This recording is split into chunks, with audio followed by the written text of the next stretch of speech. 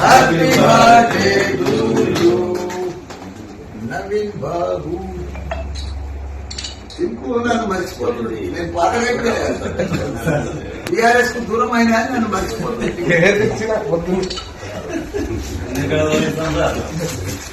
నమస్కారం అండి, this is #you. Mallareddy చాలా హ్యాపెనింగ్ టాపిక్ అయిపోయింది తెలంగాణలో. యాక్చువల్గా మల్లారెడ్డిని చూసుకుంటే ఈ సచ్ అ ట్రోల్ మెటీరియల్, నిజంగా ఫా మూమెంట్ కి క్రియేటర్. సో ఈ సిచ్యువేషన్ ఈరోజు బీఆర్ఎస్ పార్టీకి ఒక పెద్ద షాక్ ఇవ్వబోతున్నాడు. బీఆర్ఎస్ పార్టీ నుంచి రెసిగ్నేషన్ సబ్మిట్ చేయడానికి రెడీగా ఉన్న మల్లారెడ్డి నిన్న ఒక కార్యకర్త పుట్టినరోజుకి వెళ్ళి అక్కడ కేక్ కటింగ్ చేస్తుంటే ఆయన ఏమంటున్నారంటే, నన్ను మర్చిపోతున్నారు, బీఆర్ఎస్ కి దూరం అయినా అని చెప్పి నన్ను అందరూ మర్చిపోతున్నారు అని చెప్పి ఒక స్టేట్మెంట్ చేశాడు. అది ఒక క్లియర్ స్టేట్మెంట్ నిన్న పెద్ద వైరల్ గా మారిపోయింది.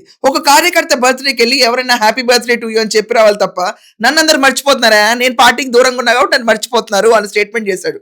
ఇది కాకుండా కేసీఆర్ గారు లాస్ట్ టైం పెట్టిన వాళ్ళ 25 ఏళ్ల యానివర్సరీ రోజు ఇక్కడ మల్లారెడ్డినే ఉద్దేశిస్తూ క్లియర్ గా ఇంకెవ్వరు లేరు అక్కడ, గుంటనక్కలు ఉన్నారు కొంతమంది ఈ పార్టీలో ఉండి వేరే పార్టీకి పనిచేస్తున్నారు, వాళ్ళకు వచ్చేసారి టికెట్ ఇచ్చుడులేదు సచ్చుడులేదు, ఇలాగే బిహేవ్ చేస్తే మర్యాదగా ఉండదు, నెక్స్ట్ టైం టికెట్ ఉండదు అని చెప్పి డైరెక్ట్ స్టేట్మెంట్ చేస్తే ప్రతి ఛానల్ మల్లారెడ్డిని ఉద్దేశించే కేసీఆర్ స్టేట్మెంట్ చేశారని అందరూ రాశారు. దాని గురించి ఎక్కడా ఖండన రాలేదు.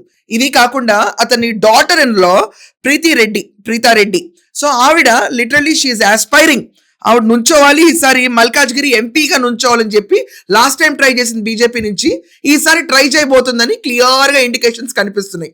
ఇది కాకుండా ఆయన అల్లుడు మనం చూసుకుంటే మర్రి రాజశేఖర్ రెడ్డి మల్కాజ్గిరి కాన్స్టిట్యుయెన్సీలో అతను ఉన్నాడు.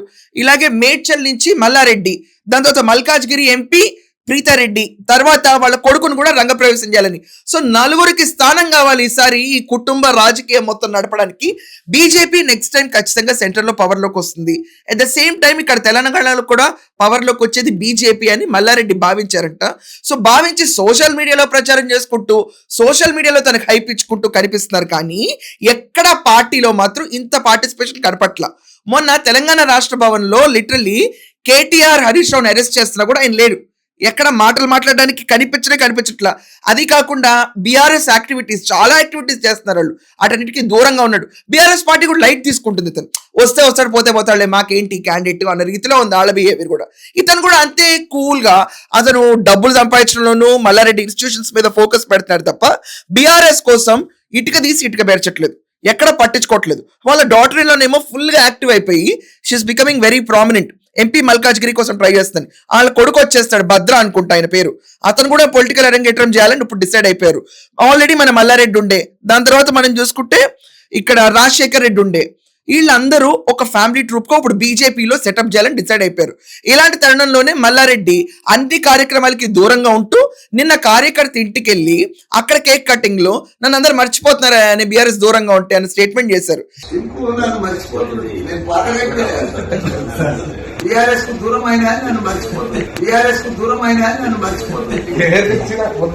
ఇతను రిజైన్ చేస్తాడన్న హల్చల్ చాలా ఎక్కువ పెరిగిపోయింది.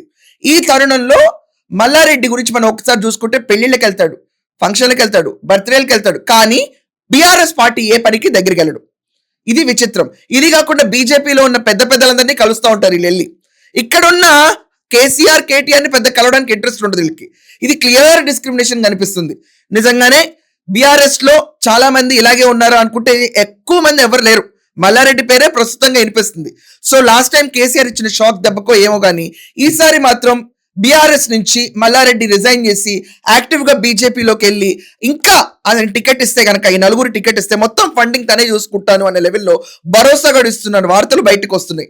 సో చూడాలి మరి రిజైన్ చేస్తాడా లేకపోతే ఇక్కడే ఉండి కొనసాగించి 4 టికెట్లు ఇక్కడి నుంచి తెప్పించుకుంటాడా, మనం వేచి ఉండాలి. కానీ బీఆర్ఎస్ అయితే మాత్రం ఇతను అట్టర్ లైట్ తీసుకుంది. ఇతను లిటరలీ షష్టిపూర్తి ఫంక్షన్, ఈ వీడియోస్ అన్ని చాలా బాగా సెన్సేషన్ అయినాయి. దాంట్లో ఫామ్ మూమెంట్ అయితే మరీ సెన్సేషన్ అవుతుంది ఇతనిది. సో సోషల్ మీడియా ట్రెండ్ గా ఉన్న మల్లారెడ్డి బీఆర్ఎస్ కి వీడ్కోలు పలకబోతాడా? దీనిపైన మీ ఒపీనియన్ ఏంటో ఖచ్చితంగా కమెంట్స్ లో రాయండి. That's all for now. Thank you.